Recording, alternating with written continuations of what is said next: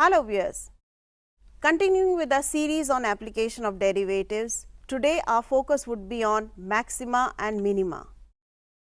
Let us begin with looking at a dynamic representation which will also help you to revisit the concept of increasing and decreasing functions. Let us take a look at a graph of a function which, as we discussed earlier, speaks a lot about the character of the function. Now, in this graph we have a point which is free to move along its sketch, and as I move the point A, the tangent also moves along. You just need to keep an eye on the changing slope of the tangent. As we discussed earlier, in this graph the function altogether is neither an increasing nor a decreasing function, but as we look at this path which is depicted by the red graph, the function is a decreasing function. So, the slope of the tangent is negative, and as soon as it crosses this red path and starts rising up, the slope of the tangent becomes positive, and that indicates that the function is an increasing function. We can also examine the same concept looking at the derivative of this function, which in this case is now the pink graph. As the tangent slope is positive, so is the derivative. So, from this point onwards, which is the value 3 on x axis, the graph of derivative lies above the x axis. Therefore, f dash x is positive, that is, the function is an increasing function. Now, this is something we talked about in our previous lesson. So, what else is of interest? The moment I come across this graph and look at the point where the blue changes to red, from a positive value, the slope of the tangent has become negative. Same on the other side. If I look at the graph and the point A coming closer and closer to what we may address as the peak of the graph, and we start sloping down, the value of the slope of tangent from a positive value becomes negative, and that indicates that somewhere along this path this slope must be also 0, which is exactly what is happening at this point. That indicates that the graph is going to take a turn at this point, and the slope of the tangent being 0 also indicates, of course, that the tangent is parallel to the x axis, and the moment you reach this point, there is a certain peak in the function. This peak indicates that the function is taking a maximum value, at least in this neighborhood. It may take a maximum value somewhere else beyond this point as well, but in this neighborhood of the point A, which is corresponding to x is equal to minus 4, this value of the function is the highest, and that is the point of maxima. Similarly, as I come sloping down, the function hits a minimum value here somewhere and then starts rising up. Now, these are the points which are addressed as the points of local maxima and local minima, because in a certain neighborhood they are behaving like the point of maximum value or the point of minimum value. This is what our focus would be in today's lesson, to understand where do we have the point of maxima and local minima, and how do we identify and verify whether such points are point of maxima and minima or not. One of the things is assured that if the point is a point of local maxima, then the slope of the tangent, that is the derivative at that point, will always be equal to 0, and that is something which will play an important role. At the same time, it is not necessary that the derivative vanishing at a certain point indicates that the function must take a maximum or a minimum value at that point. Before looking at that third possibility, let's revisit what we have just done in a different way and try to understand what we conclude from here, or does it give us a definition or a kind of a test to define and understand what point of local maxima and minima are. So, let us get back to our slides. Here at x is equal to -4, the function is taking a maximum value. What we observed was that around a, the derivative is behaving in a certain special manner. Left hand side of a, that is at points which are closer to -4 but less than -4, the slope of the tangent was positive, that is the derivative at those points was greater than 0. The moment you cross over from -4, that is take values which are more than -4 but close to -4, the slope of the tangent turned into negative, that is f dash x is less than 0 for values which are less than -4. In such cases, we say that at a the maximum value is being attained.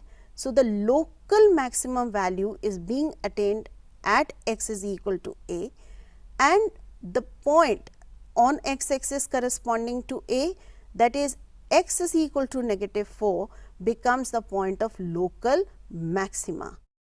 Similarly, if you look at the valley that is being formed in this graph at x is equal to 3. If we look at this point B and observe the slope of the tangent, then less than B, the value of f dash x is negative, greater than B, the value of f dash x is positive. That again indicates and confirms what we saw earlier, that at B derivative must be 0. Then B is the point which is of interest to us. At B, the local minimum value is attained and x is equal to 3 becomes the point of local minima. Now, these are the points that we are looking at, and from this picture itself, one is able to say when the point will be a point of local maxima and point of local minima. So, we saw two possibilities, and let us also take a look at the third possibility. What if the function is such that the derivative does become 0 at a certain point in its domain, but the derivative does not change the sign as the values of x pass through that particular point. Take a look at this representation. As I move the point along this curve, the slope of the tangent is 1. At a certain point, slope of tangent becomes 0 as well, comes down, takes values which are 2, 3 or 4, but they all remain positive. So, in this case, the derivative does vanish at a particular point, but the sign of the derivative is not changing, and that affects the shape of the graph as well. The graph is not turning at the point at which the derivative was vanishing. Such points are special points known as point of inflection. So, we have two possibilities, clear cut, point of local maxima and point of local minima. Along with it, another possibility of something called as point of inflection. I think now you are ready to look at what is called as the first derivative test to identify whether a given point is a point of local maxima or local minima. The first derivative test says that if f is a function defined on an open interval I and f is continuous at a critical point C in I. What is a critical point? A point at which either the derivative is 0 or the function is not differentiable at C. So, for a function like an absolute value function, x is equal to 0 will be the critical point. Then we have if f dash x changes sign from positive to negative as x increases through C, then C is point of local maxima. And if f dash x changes sign from negative to positive as x increases through C, then C is a point of local minima. And the third possibility, f dash x does not change sign as x increases through C, then C is a point of inflection. These three conditions are going to play a role to decide whether a point is a point of local maxima or minima. At the same time, if we get back to this graph and see that as we looked at the point A and f dash x on the lesser side of x is equal to small a is positive, on the other side it is negative, it can be interpreted as saying that as x increases, f dash x, that is dy by dx, decreases. From positive it is changing to negative, which also means that f dash x, that is the derivative of y, is a decreasing function at a. In other words, it is same as saying that the second order derivative must be less than 0 at a. That was the condition for a function to be decreasing at a particular point. At the same time, if I have a point of minima, then what was happening? At b, we saw that the derivative of course is 0, but lesser than that, the derivative is negative as x takes values across b and become positive. That indicates that derivative is an increasing function at b, which also means that the second order derivative must be greater than 0 at b. Put together, this results in a second derivative test, which is much more functional in terms of applications, which says that if a function is defined on an open interval I and C belongs to I, and let f be twice differentiable at C, then C is a point of local maxima if f dash C is 0 and the second derivative at C is negative.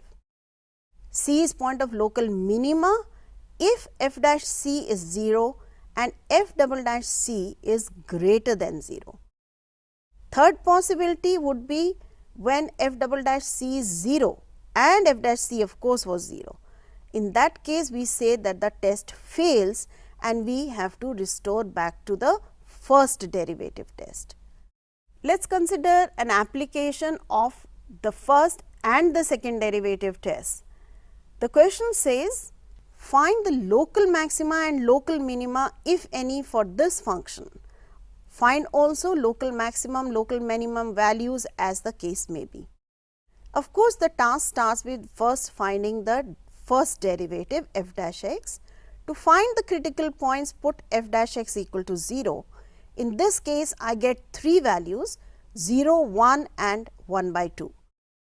If I find f double dash x, I get a long expression, but you can see that f double dash at 0 is 0 since all the terms have a factor x. So, the second derivative test fails and therefore, you get back to the first derivative test, that is take values less than 0 and more than 0. In this case, for x less than 0, take any value, say in this case minus 0.3. F dash x is less than 0. What about x greater than 0? Suppose x is 0.3. F dash x again is less than 0 and therefore, we have got a point of inflection. Considering second order derivative at 1, in this case again the derivative is 0 and therefore, second derivative test fails. As in the previous case, take values less than and greater than 1. Again in this function, because there was something special about the function because of the repeated factors, we end up with one more point of inflection. The third value that we had got as a critical point was half. So, f double dash at half is greater than 0, which means by second derivative test that x equal to half is a point of local minima. Local minimum value will be the function's value at half. In this case, as you replace x by half in the function, you get negative 1 by 64. That is the local minimum value. So, the concept of maxima minima is very closely related to the concept of increasing and decreasing functions. At the same time, the second order derivative test is a better test than the first derivative test, but if you have, like in this example, point of inflections or cases where the second derivative test was failing, it is important to know and be familiar with the first derivative test. Point of inflection, like in this example, happened because of the nature of the function. It had repeated factors in it. That won't be the case in almost every question, as you may see. I leave now you to try and practice more of the first and the second derivative test questions and get confident about their use. See you in our next lesson. Thank you.